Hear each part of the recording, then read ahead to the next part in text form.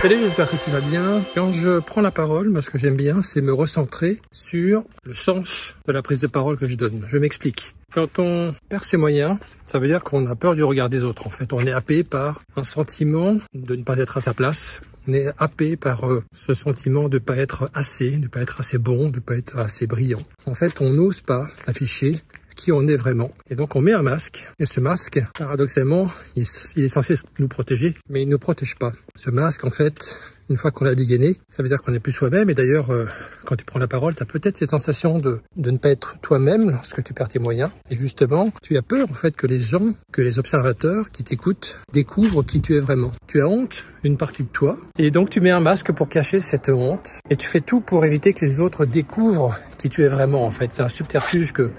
Et évidemment, tout ça, c'est un processus inconscient.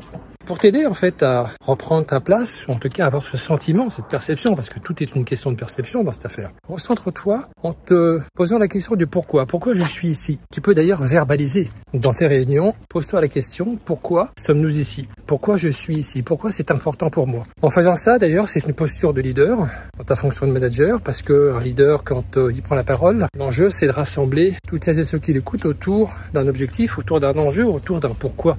Qu'est-ce qui fait du sens?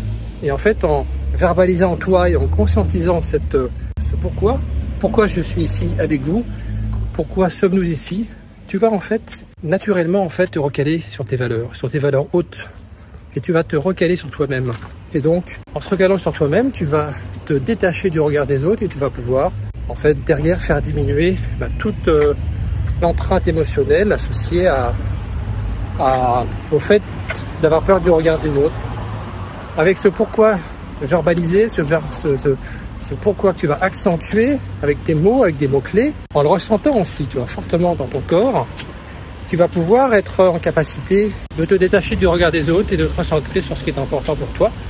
Et en plus, effet qui se coule, tu vas pouvoir rassembler tous ceux qui t'écoutent autour de ta parole. Voilà, c'était une petite vidéo que je tourne sous un soleil, une chaleur écrasante dans les rues. Allez, ciao, à bientôt.